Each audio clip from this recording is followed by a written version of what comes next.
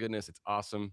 So cool. Thanks, Mm-hmm. everybody, for coming to the Hey Nonprofits live show, the May 14th edition. Thanks so much. Appreciate everybody. C Diggity in the chat. She's going to throw up a bunch of LinkedIn profiles. Do us a favor, if you're here on Riverside, throw your LinkedIn profile into the chat function. If you're watching on LinkedIn, give us a thumbs up so we know who you are. Appreciate it. Give us a question, a comment. And if you're on YouTube, the Hey Nonprofits channel, thank you so much. Appreciate you all for coming. Give us a smash. I keep saying smash the subscribe button like it's your job. Give us a like, a comment, a question. Share it with someone in your network, a sister, a mother, a brother, a cousin, someone, a frontline fundraiser. I just learned the term frontline fundraiser for development staff from Kristen Bowles yesterday from the National MS Society. That was awesome. I have copious notes from that episode. That's forthcoming, everybody. But appreciate you all coming. 10 reasons your fundraising event isn't raising what it should. Really, really cool. And we're going to explain the impetus for this episode. A couple familiar faces. Like I said, the 2001 A Space Odyssey music should be playing right now. I'm going to get right to it. I'm going to start with a shout out. Jason's going to follow me up with a shout out as well. And then we're going to do some intros and get rolling. My shout out, because we're not going to have an episode next week. It's Memorial Day weekend, next weekend, I believe. We'll be joining you all back again for these live shows on May 28th. But we're not going to be here next week. However, next week is a anniversary of a member of the HGA family, Mr. Tom Suma. So my shout out is, for Tommy. Tommy, this one's for you, buddy. Yep. Courtney, throw Tom's LinkedIn profile when you get a chance up in the chat, please, so folks can wish him a happy HGA family work anniversary. And Tom, you know how much we love you and appreciate you, brother. And happy anniversary to you. A little preemptive happy anniversary. Hope you're well in Austin, Texas. I know you're listening to some great music this weekend. Don't rub it in. Jay, hit us with a shout out if you don't mind. I'll get some intros going. Yeah, I've got a shout out. My shout out is to the World Auto Auction Championship and all the contestants. There were 75 auctioneers, 35 ringmen, and I think 20 teams that they competed for the World Auto Auction Championship. It's a really big deal. Amazing auctioneers from all over the country came to Memphis, Tennessee. We got to be a part of it, got to see and meet, talk to all these great professionals.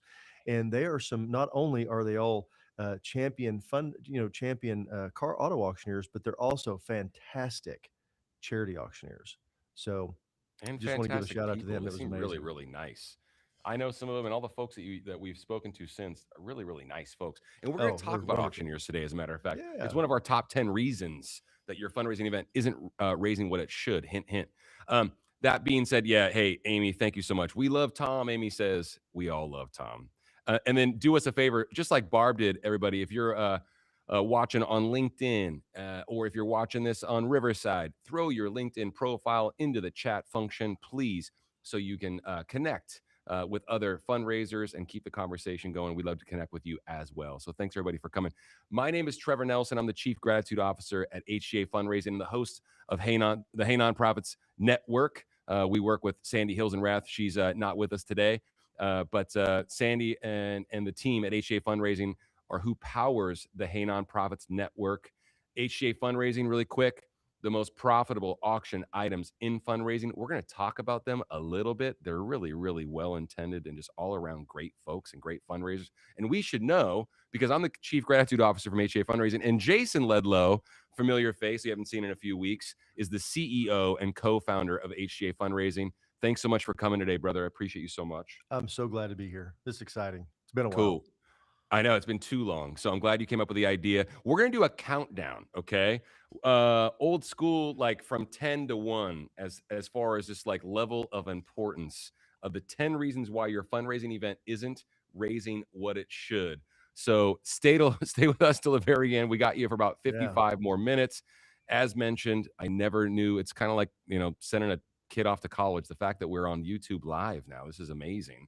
And LinkedIn, look how cool this is. Hey, B-Weave, Blake from our team, thanks for making that happen, brother. So appreciate you so much. And we're going to get to it. I'm going to tee you up. Quick story about what got this going. One, we had a donated item that only raised $500, and we were going, "What in the Mhm. world? Oh my gosh, you could have raised so much money with this." I think someone won the item on a webinar, if I'm not mistaken, or a They live did. Yeah, Hey they did. Nonprofit show. So we want to talk about that. So it's one Mhm. reason why we created this list of 10 reasons why your fundraising event isn't raising what it should or could. The other one for me was my story about the Nespresso machine. I saw a partner have an espresso machine in their silent auction, and this is coming up a lot lately. If you check out my LinkedIn profile and just the folks we've been having on, C2 Auctions, Phil Sanger from Hello Fun, come on recently, and we're always talking about how to make the silent auction stronger, better. The answer is less. It's less items, more impactful items. And I said, everyone's, people got an espresso machine. Let's be a little bit more thoughtful about this. Let's put the espresso machine in the office and have a new donor that bought a really nice Tripper experience, for instance, in the silent auction for $4,000. Let's invite them to the office and make coffee with that espresso machine as opposed to selling it in the Mhm. silent auction. So that was another reason why we got this list going. I'm going to get us going with number 10, Jay, and I want to kind of get this kicked off. Yeah. Well, Number and let me 10, say something real quick. say I want you something. to check these off as we're going through this. If you'll just check these off and say, "Yeah, I got that covered." I Nice. think probably most nonprofits probably get somewhere between 4 to 6 of these every time, and they really nail them. It's the Yeah. other, 4 to 6 that you're missing out on that could be significant for your fundraiser. So that's why this has all came up. I think it's a great point. Yeah, exactly. No one's probably failing 10 out of 10. So, No, for and there's sure. always opportunity to twist the dial on a few of these as well. So, we'll Mhm. have opportunities for you to continue this conversation with Jason after this episode as well. Number 10, not asking for enough money in sponsorships. Embellish on that, if you will, please, sir. And I'm going to check It's these real off. simple. Sometimes we find that we're asking for the same amount of money year over year over year, and if you do not ask, you will not receive. And really simple. Take your top level and just raise it. It doesn't hurt anything. If you don't get it, so what? It doesn't matter. You're Mhm. not gonna publish, "Well, our platinum sponsorship was $50,000 this year. We didn't get it, but, it's up here." You're not gonna say that, no. Yeah. But, there's a great organization, out of Florida, and their most that they had ever asked for was 25,000. The most they'd ever received was 15.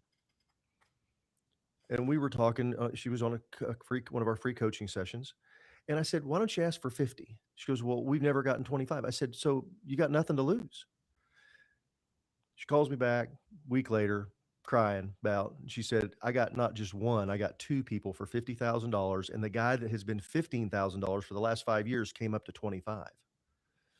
And so just by asking for Yeah. more in your sponsorships, you have the opportunity to get more. If you don't ask, it's a guaranteed no. Yeah, absolutely. Absolutely. And then also, once folks are in the door, I've been learning this recently just by speaking to some of the brightest minds in fundraising as well. Once folks are in the door and they've given at that $15,000 level, if you engage them immediately post event, get feedback from them, ask them about the way it made them feel, the event itself, and what have you. That actually gives you the platform, Mhm. the equity as well to ask for more. I think it's, yeah, once again, if you also, you're probably serving more people year over year. I know you always, give that perfect example of tying it back to the mission.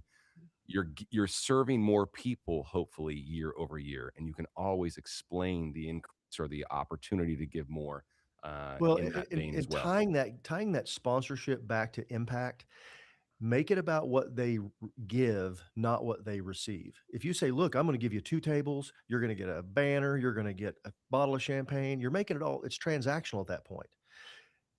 At a $25,000 level, it cost us $1,000 to send a kid with cancer to camp. You're gonna send 25 kids to camp. Mhm. Then it becomes emotional. When it becomes emotional, then really things get really, really exciting, because then they sit there and go, "Yeah, okay, I wanna do that." Love it. Love it. Hey, a reminder as well. If you're watching this on Riverside, give us a question in the chat for Jason at any time. Courtney, will you keep an eye on LinkedIn Live and YouTube Live as well for any comments or questions? And throw them in the chat for us if you don't mind. And thanks so much, Amy. Thanks so much, Jennifer and Barb, for putting your LinkedIn profiles in there as well. And then we'll get to the comment about the rice cooker in a second, Jennifer. Yeah, Okay, yeah, oh, for for sure, sure. for sure. Number 9, not using underwriting opportunities to maximize pre-event giving.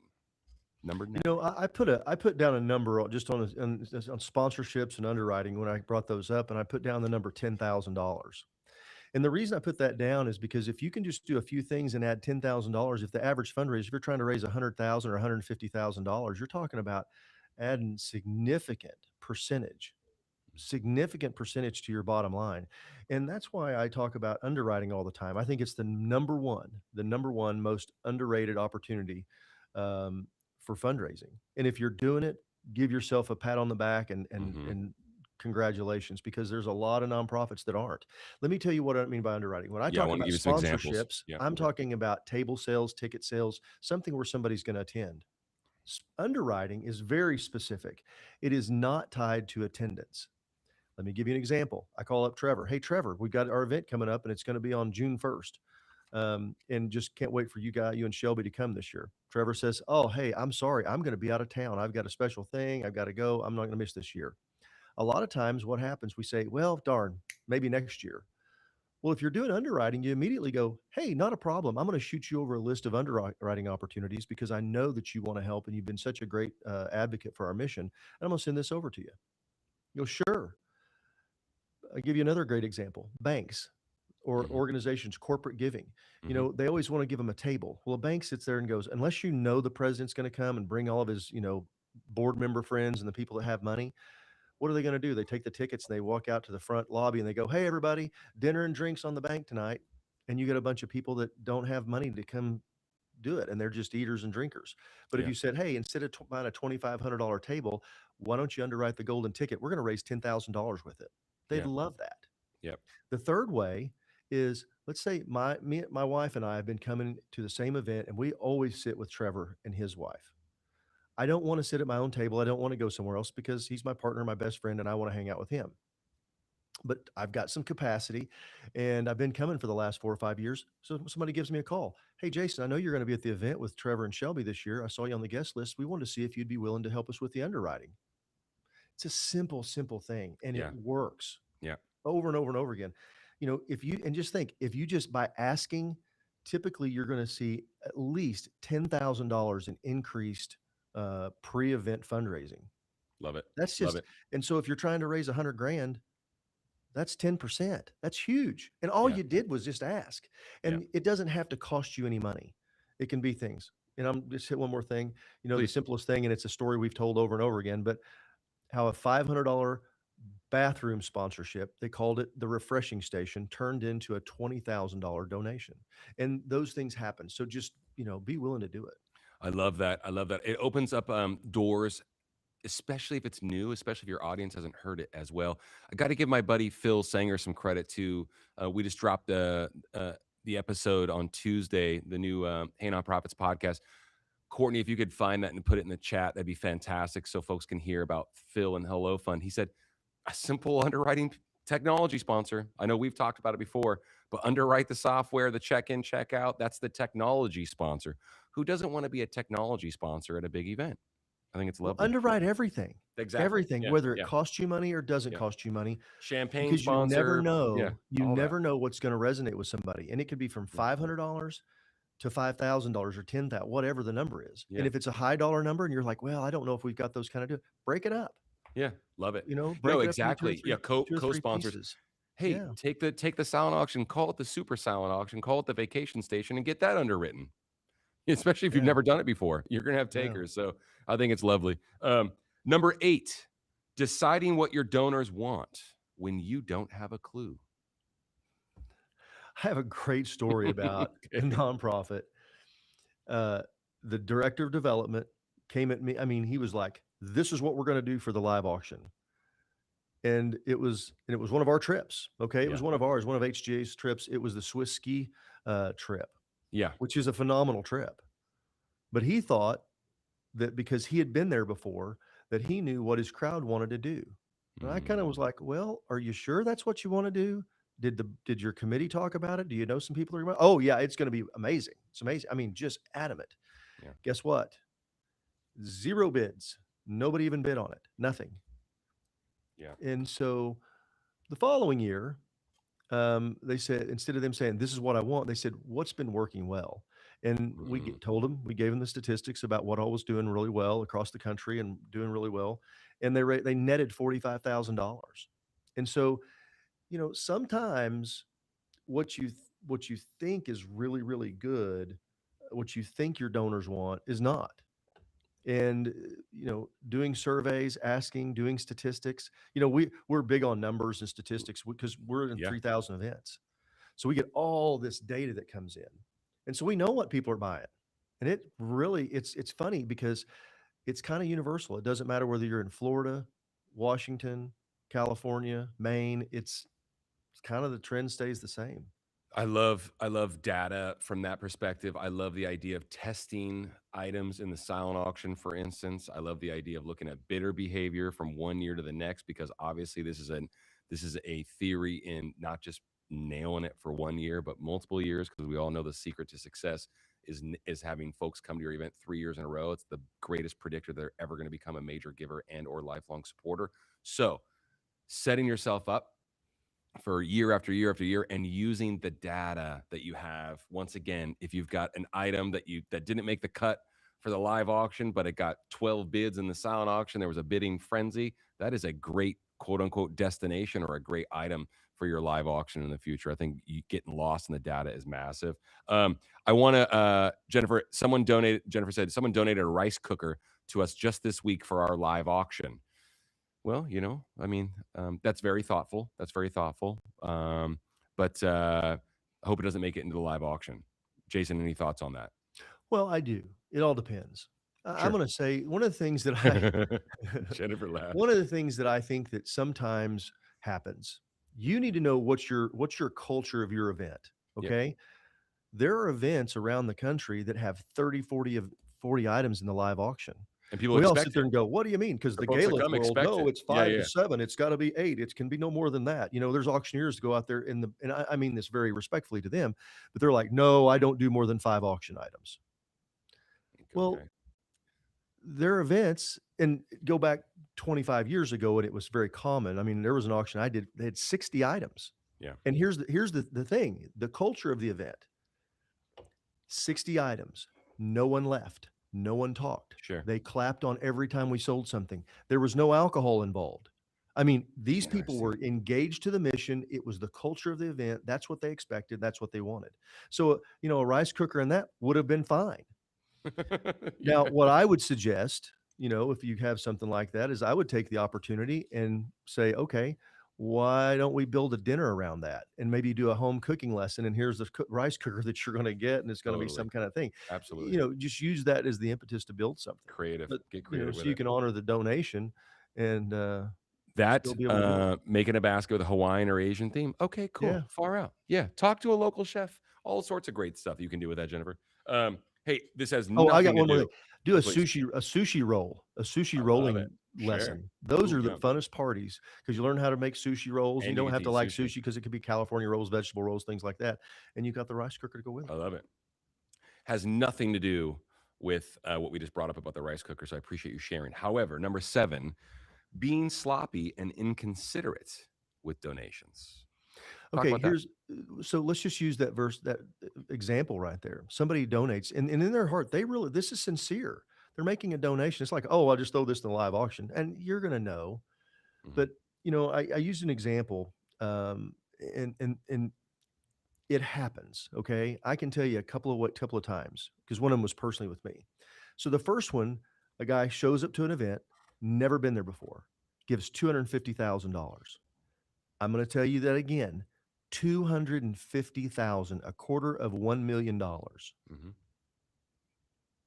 The next year, same guy shows up, gives $250. Mm. The auctioneer went and said, "Hey man, what's going on?" He goes, they never talked to me about it. I guess they had plenty of money. I figured they had plenty. No one asked. I'll give you another example. This happened to me personally. I'm doing an auction, doing an event, and I personally donated $10,000 in the fund to need to kick it off. I said, I'm going to donate the first 10,000. The only thing I ever got from that was an email on like the following Monday. Hey, how are you going to pay that? Because I didn't have a Mm. check with me, or I didn't put, I didn't have something with that. I said, well, I'll send you a check. It'll be okay. Not, hey, thanks a lot, Jason, for leading the charge. We raised about $60,000 in Mhm. the fund of need. Not one thing. Here's the crazy part. About 3 years later, the executive director calls me and says, "Hey, do you know so and so?" "Yeah, I do know him." He goes, "Well, he gave $5,000" and I didn't do the auction because I'd stopped doing it by then. He goes, "Well, he donated $5,000 at the event, and, we really wanna follow up with him."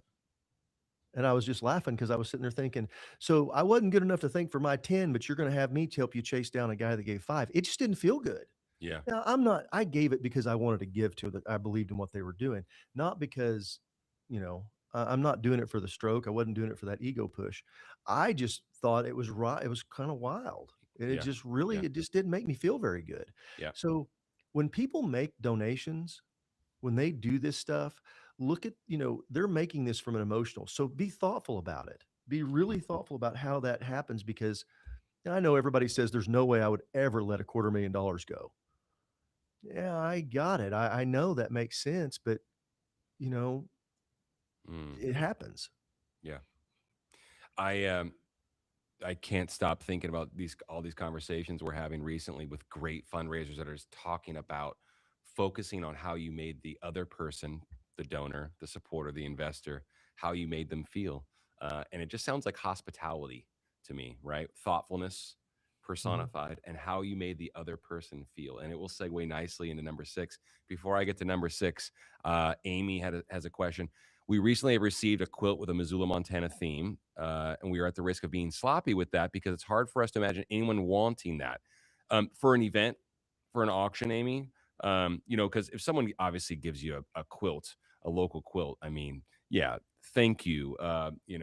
Passing it on to someone that's affected by your mission that could see the value in it or what have you. That might not have a great blanket. Okay, for the event itself, Jason, any ideas I'd on put it in the using live auction. the I'd quilt? absolutely Yeah, do it. 'cause Yeah, it's local. Yeah, because here's yeah, why. yeah. I just have the experience to know that those things, especially in a community deal, They a mean something. community, Yep. a community event, and it's based right there. I've seen those and have personally auctioned them off where they can bring 5, 6, 7, $10,000. Mhm. Because typically local people know the kind of work that it goes into those, the organization. I would tell the story about it, who made it, how it was made, why it's so special. I mean, make that part of the opportunity. Talk to your auctioneer and say, look, we really need this to do well. Yeah, Don't just go up here and, burn through it. But I'm telling you, my experience is those things bring incredible amount of money. yeah. There's I a lot of mean, thought behind them. Yeah. yeah, it's just, Yeah, tell the story. Yeah, that's the thing. absolutely. It's the stories what sell it, and the time. And Yeah, quilts are a rare thing now.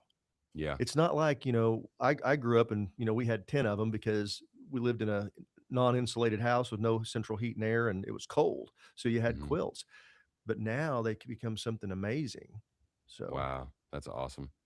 Amy, that's really great. And Amy, if you want to craft that story or any help or what have you, reach out to Jason directly and he can spend some time with you. And you can email him directly, jason at hgafundraising.com, or just click on the free coaching button and set up some time around your auction. You can talk to Jason about more than just the quilt and the live auction potential. So I think that'd be awesome. Jamie, we recently dropped a handmade crochet blanket into our silent auction. It made $270 in a $25,000 silent auction. Our other handmade items did really well too. People love one of a kind they stuff. do They because you absolutely do. cannot go buy it Yeah. anywhere else. Yep, yep. I love that more than an espresso machine because you can buy. That's our point with consumer goods. I'm not dogging espresso, but people can buy consumer. I can have a consumer good like an espresso machine at my house this afternoon from Amazon if I want, right? So there's no novelty there, and there's so much novelty and so much thought and the community piece that goes into these thoughtful pieces like the crocheted blanket and the quilt, which are all really really cool. We're blanket people too, man. Hey, so number six. Once again, this segues quite nicely. If you're being sloppy with donation items, if you're being sloppy with folks, frankly, and not thanking them enough, ineffective plan of gratitude, or even worse, a non existent one. Now, you touched on that briefly, Mhm. but an ineffective plan of gratitude means what? Obviously, Well not having one is obvious. You well, don't have first of one. all, your plan of gratitude, how you're gonna thank your donors should be written down, established, how you're gonna do it prior to your event, before it Hmm. ever happens. So Hmm. that way you know, and it's all set up with certain timelines and pieces. That way you don't have to go think about it, 'cause at post-event, everybody's tired. you're kind of, these are really hard to put on. A lot of time, effort, energy go into them. And so when it's done, if you've got to start creating and thinking about it right then, it's really tough to do because you just say, well, I'll just do that next week. And then next week comes and the week after that. And next thing you know, it's been 6 months. Right. But here's, an effective plan of gratitude. I won't go through the whole thing, but let me tell you what an effective one does do. So, a friend of mine who, we helped put together a plan gratitude, a plan of gratitude. She executed it completely by the numbers, right down the deal. A $5,000 donation turned into a $250,000 donation. Let me say that again, a 5,000. She didn't do anything special. She didn't change and go, "Oh my gosh, I've got this $5,000 and I know this lady and do all this stuff." But because she had this plan of gratitude, it initiated the relationship with somebody who had significant capacity to give, and it turned into a $250,000. Yeah. And that's not it. That was the first big one. She's continued to bring other donors in and do things because she has this plan of gratitude. A lot of And that has to so, do with not reaching out to the person immediately and asking for more money, obviously. You say well, things famously like here's thanking a really folks simple 7 thing. Yeah. times. Yeah. Thanking people. If you thank someone, if I say, Trevor, thank you so much for showing up. And hey, can we go have coffee? Can we meet for tea? Can we meet for lunch? Well, I'm asking him for something. Mhm. Just say thank you. Here's a great way. 3 phone calls a day. And I don't want to, if anybody wants to talk about this, set up a coaching session. I'll help you set it up. This is real. I love this kind of stuff. But you simply make a phone call and it could be, Trevor, hey, it's Jason with HGA. Thank you so much. It means the world that you were able to come to our event, do everything, and just, the impact that you had. I really appreciate it. Have a wonderful day. That's it. Nothing else. That's all you got to do. And what that does is that creates this relationship where they know that they're being honored, they know they're being thanked, and the next time you do call them, it's not like, "Oh, well, Ledlow's calling me again. He probably wants money," or I'm just gonna ignore and put it down. I literally have seen that happen. Yep, they're calling wanting money, and they just hit the voicemail and put it down. But I've seen the other side. Yeah. Somebody's calling, they go, "Oh, hey, hold on just a minute. This is important. Hey, Yeah. Jan, what's going on?" Yeah. And, they take the call because they're like, it means something to them. 'Cause they're not a drag. Yeah, Yeah. yeah. Absolutely. I think it's massive. Yeah. And what we say famously, Jason said once again, thank folks 7 times before you ever ask them for anything, especially money. We all say if you don't know what to say, if you're stuck, what do I say when say thank you? Yeah. Uh, number 5. Hey, halfway there, halfway past the hour. How's that? Oh, well, we're How's that? cooking. Yeah. Number 5, wasting valuable fundraising time with speeches at your event that no one wants to hear. I put that on here really intentionally because, and I'm going to give you a great example of how one of these things went wrong and why. There's an Mhm. event happening. I won't give you the specifics of it, but there were, there was a politician and another famous person that were guests there, and they let the politician get up and speak, and he spoke for 45 minutes, and then they let the other person, it was actually an astronaut, guy spoke for 30 minutes. So now we've taken, golly, almost 90 minutes, hour and 15 minutes anyway, of time. There were 600 people in the room. When they finished talking, everybody left because they thought it was over. They thought, this is it. It's done. Bye. I understand that we want to honor the guests and we want to be thoughtful to that. And that's what they were trying to do. Their intent was, hey, we've got this, world famous astronaut. Um, he was part of the Apollo program. And, we want to honor him. But the reality is they did a dishonor to their own fundraiser Mhm. because they were left with about 80 people in the room and they raised about 15 or 20% of what their goal was. Now, that doesn't mean you can maybe you should, fundraise early, party late is kind of the Mhm. way I like to talk about it. Mhm. Mhm. But one of the ways that we can do this, and you may say, well, I don't have a politician. I sure, don't ever let politicians speak for more than 5 minutes. I mean, you literally have to tell them that because they're politicians. It's what they do. And something that I've seen nonprofits do very effectively, like when they have honorees and multiple things like that, because sometimes this is the first time this person's ever got up to in front of people to speak. It could go bad. Hmm. They may take this as an opportunity to thank everyone. And the next thing you know, it's 20 minutes later, nobody wants to say, "Hey, we got to," it's like the Oscars. So what we've seen be real effective, and what I've witnessed to be very effective, is to pre-tape those things. That way they can edit them, make sure that they're smooth, make sure that it's good, it's put together, and then the person shows up, they play their little 3-minute blurb up there of them speaking and saying thank you and what the award means to them, and then they're there personally to receive the award.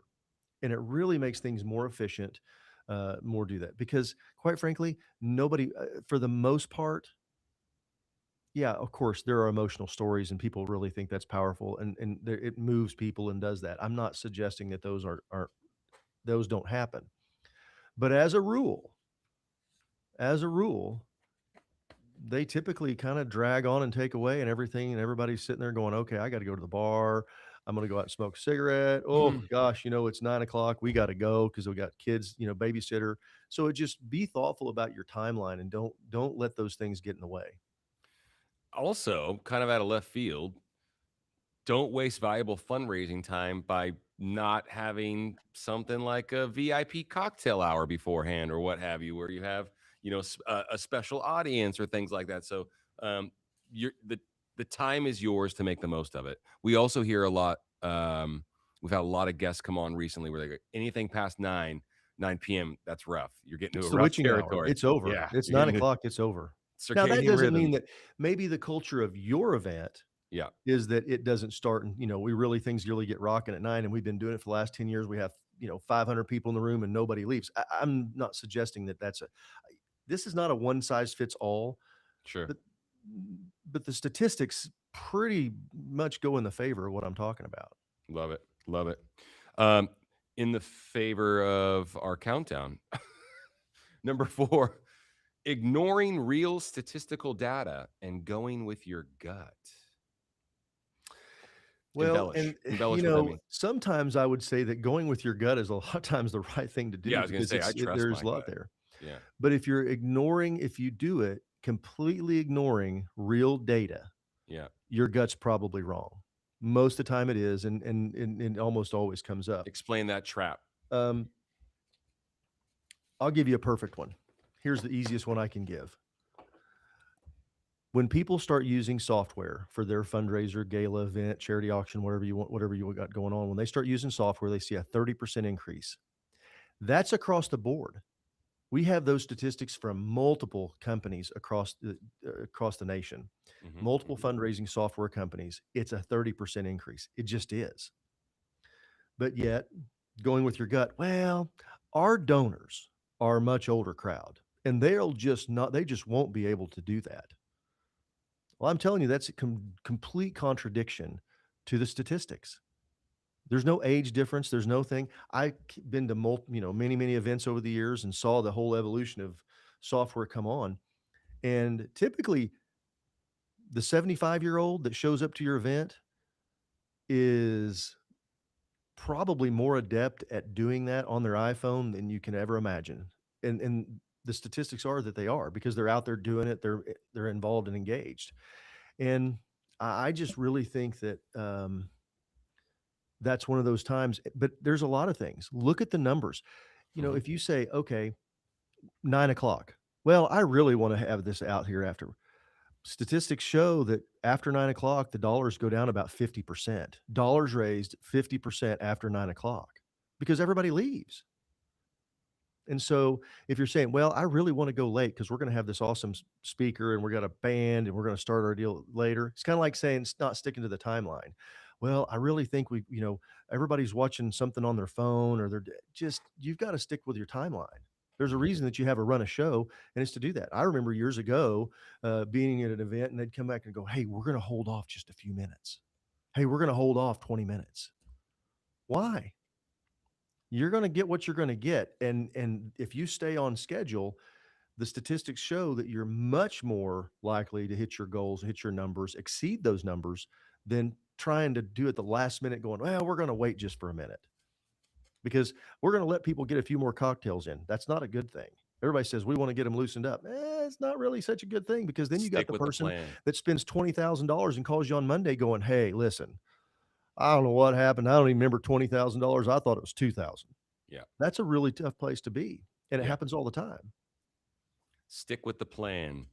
Your gut's great, but stick with the data and Yeah. stick with the plan.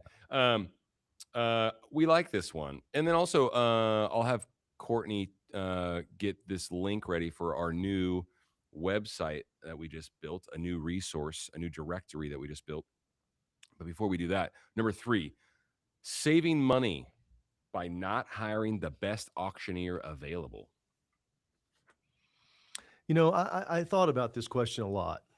And one thing I'm going to say is I'm going to take the money out of it, because sometimes the best auctioneer available is a local person. They're not going to charge you anything because that's their community and that's their way to donate back to the community. Mhm. But think about this: hire the best auctioneer available. Okay, I'm going to ask you a question. We're talking about professions. These are professionals. That means that they're highly trained. They do these things. That's what they do for a living.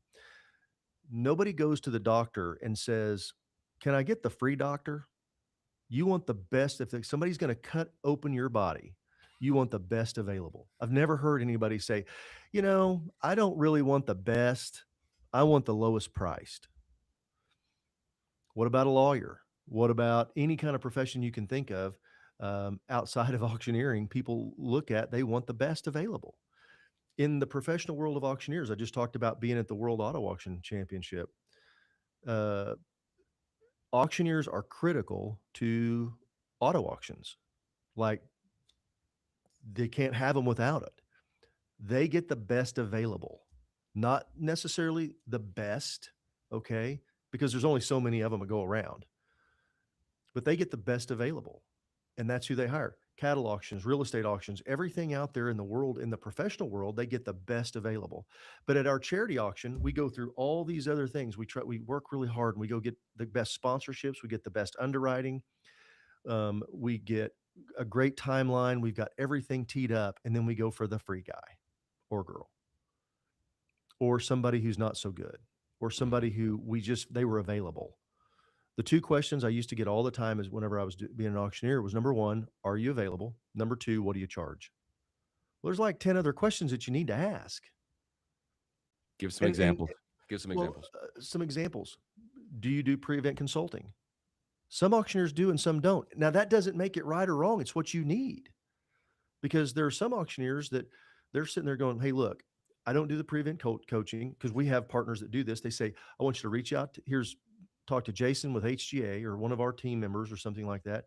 They're going to help you get everything teed up and everything, make sure everything's right in the timeline, because we work together all the time. And we're going to come in here and crush it. We're going to bring this in and I'm going to come in there and knock it out of the park." We see this happen all the time. I mean, just because somebody says they're not a charity auctioneer doesn't mean they're not a great charity auctioneer. Mhm. Okay. Um, Great.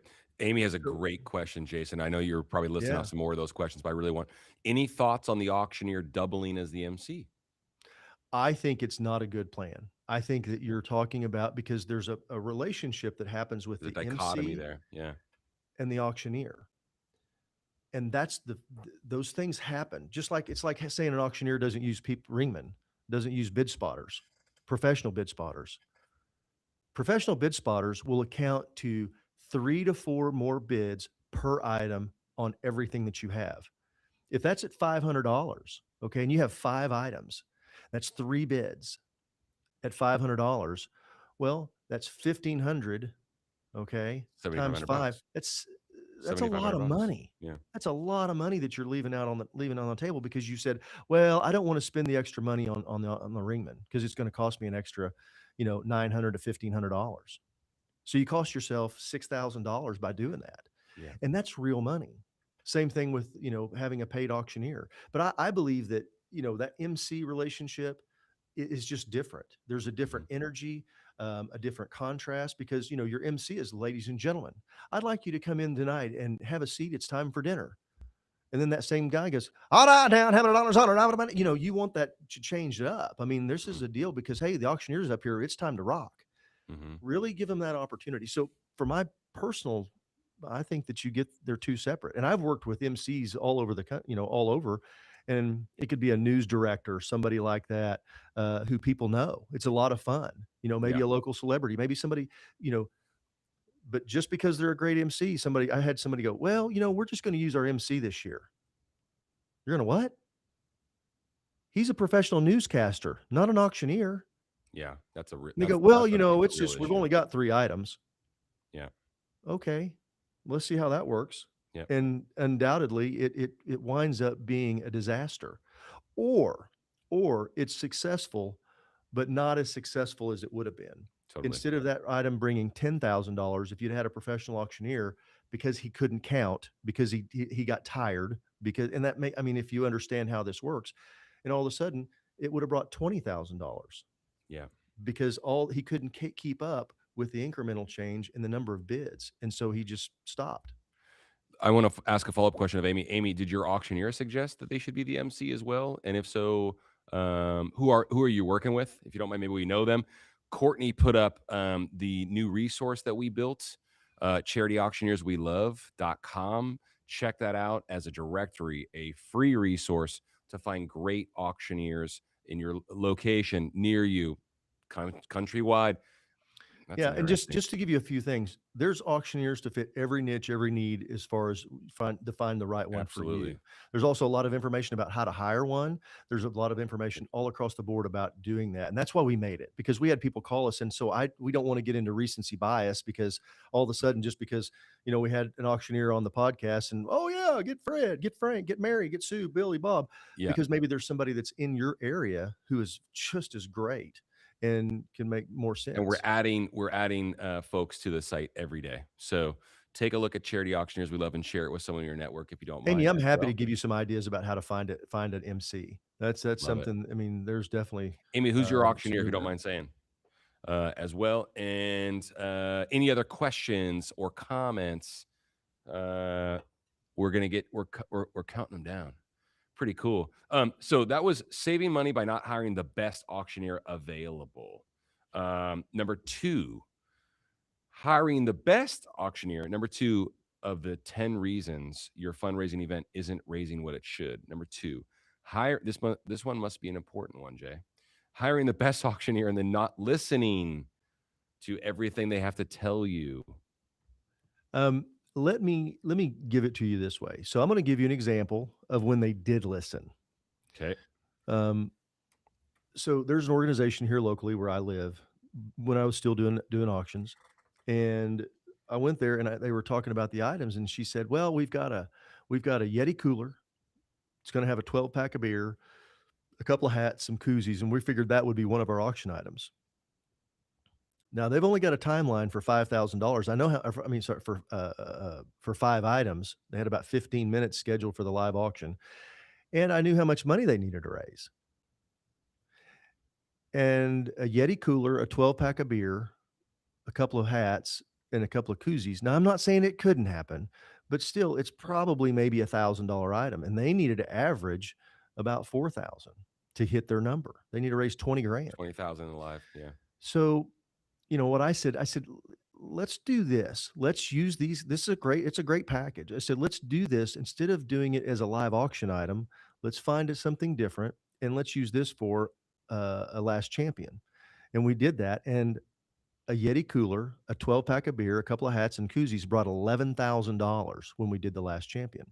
So what I'm saying is, I want you to know, just a lot of times, you know, they'll talk about timing. Auctioneer. Now, are they always right? No, they're not. Okay.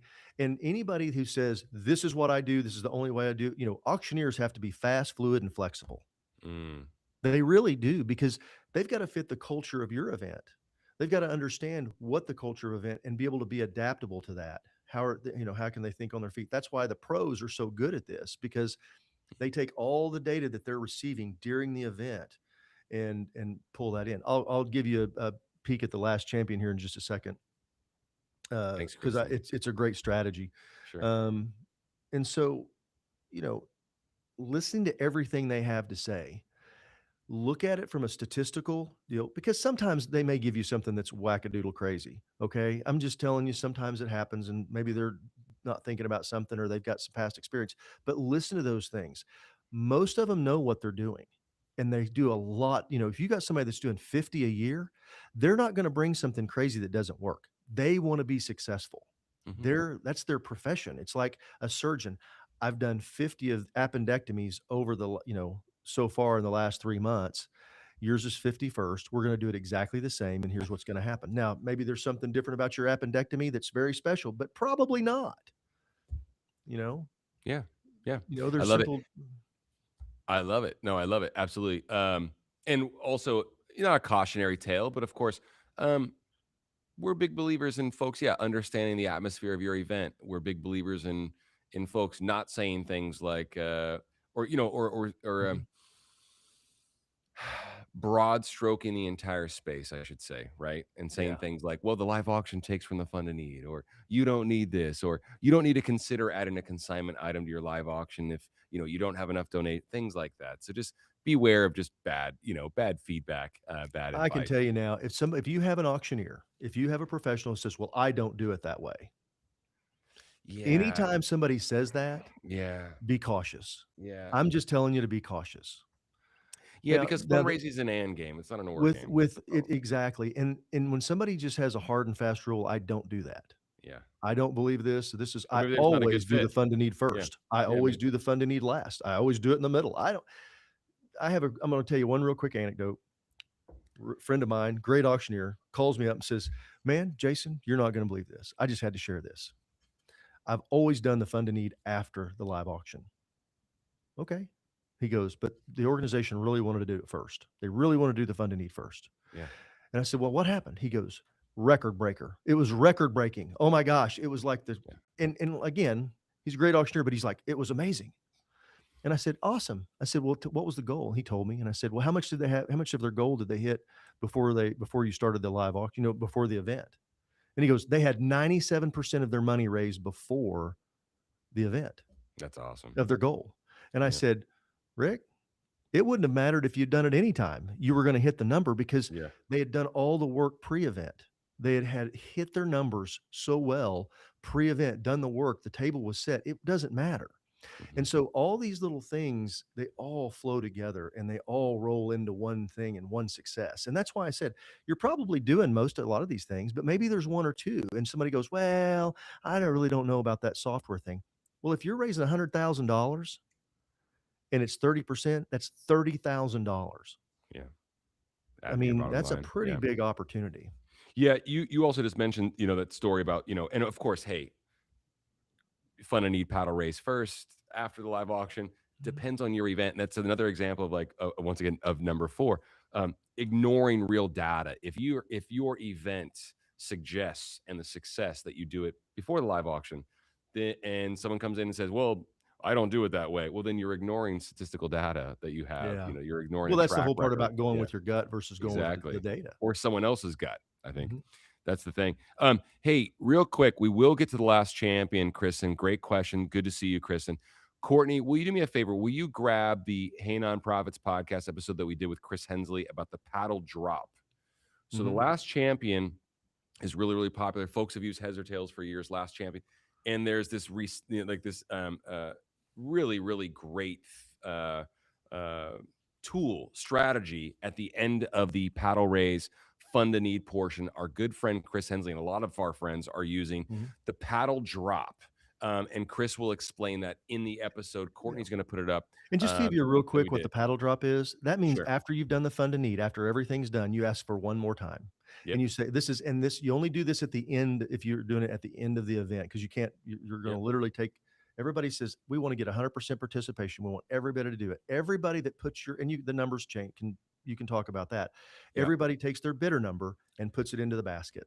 Yep. Everybody puts it in there and everybody makes a last donation of $100 or $50 or something like that, and then they draw out of that to win something.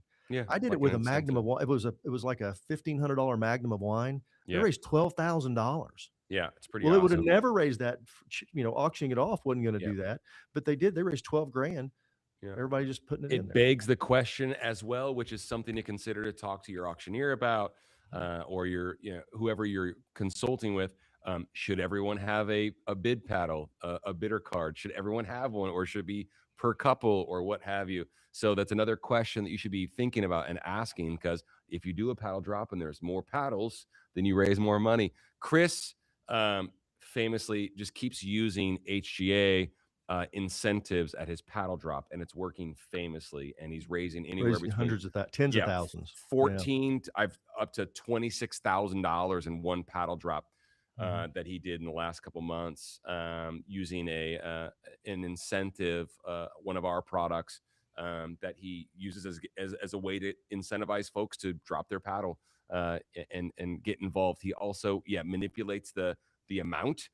It could be $100, could be $150, it could be $126 because it's a 26th anniversary of your event, for instance. So he gets really, really creative. Check out that episode. It's awesome. And Chris is a friend. He's super easy to reach. That will, as mentioned, Chris famously uses an HGA incentive, a consignment item. And that will bring us to number one. The number one reason your fundraising event isn't raising what it should, not using HGA fundraising's trips and experiences at your event. Go, sir, Okay. please. I'm going to give you a couple of really quick scenarios where this went. There's a university that used one of our trips. They sold it 12 times, I believe. They netted $60,000. 60. In the live Okay. They auction. netted Net. $60,000. Yep.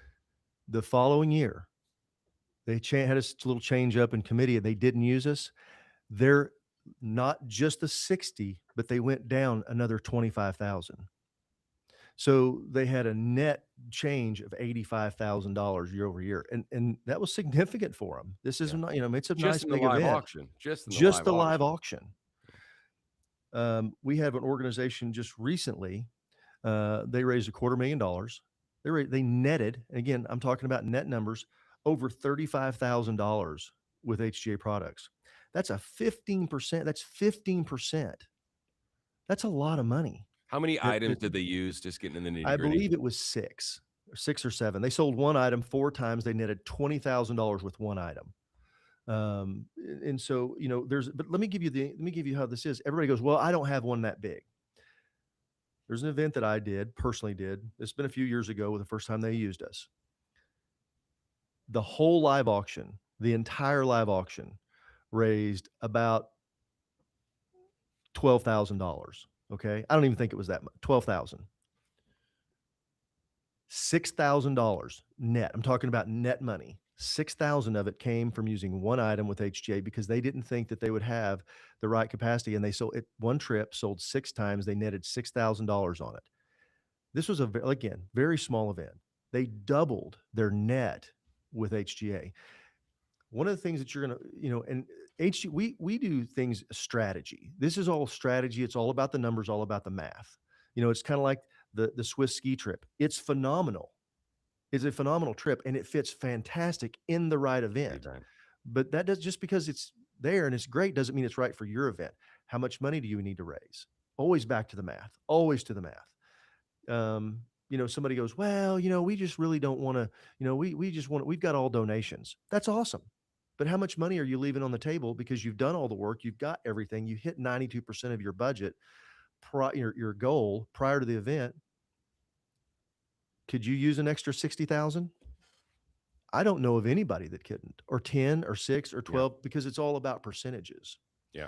Um, Amy had a really good question. I'm passionate about it. Amy, great question. Thanks for all the great feedback today. Do you notice guests or donors getting upset when an auctioneer sells a package multiple times, or is that just the result of bad communication? I mean, I've maybe never upset seen if it they happen. didn't get it.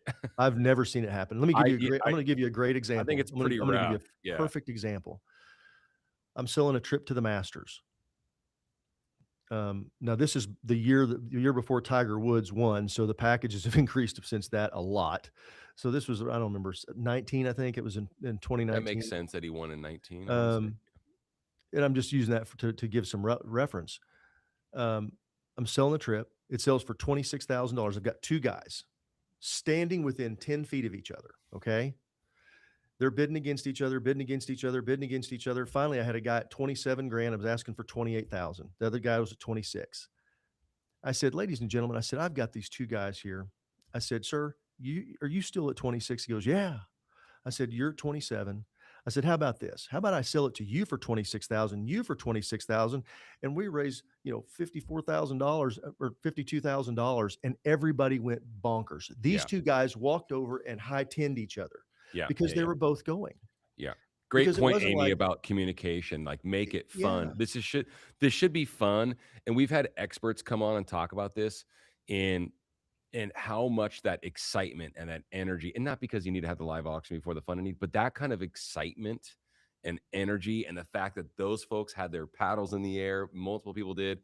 That's what these tools are for, right? That's what yeah, and that's why I these say these are yeah, strategies. yeah, They're fundraising strategies. If you just simply say, "Well, we lost a donated item, we got to fill in for something," if that's how you're using consignment, it doesn't work. be more And I'm not saying that strategic. you have to sell Yeah, doubles on, sell multiples of everything. That's not necessarily it. yeah, It's just we're giving examples about how that one trip at $10,000 sold 12 times. yeah.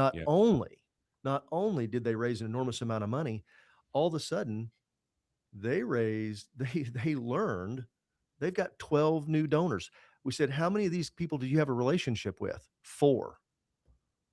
Yeah. All of a sudden they've got 8, and I don't remember, I may be off on the numbers exactly. No, It I was got it. 6 or 8 people they didn't know that they have Totally. a relation. Now they've got access to, they know they can write a check for $10,000 and not miss it, Yeah. at least that. And it Yeah. was a great opportunity for them to make a lot of money. C. Diggity, you've done such an amazing job today. Will you grab the setting the record straight about consignment with Dan Lyles that we just did? Another great pod. Dan Lyles, brilliant auctioneer. And he would say, for instance, cautionary tale, Amy, he would say, guests and donors getting upset, for instance, if they find out an auctioneer sold a trip, let's just say it was a $2,500, reserve price consignment and only sold for 3,000 in the live auction. That might make folks upset if they found out and that you only netted $500 because maybe the placement Exactly. was wrong, it was the wrong year, it was the wrong item. So definitely there's that piece too. Check out this episode; it's awesome.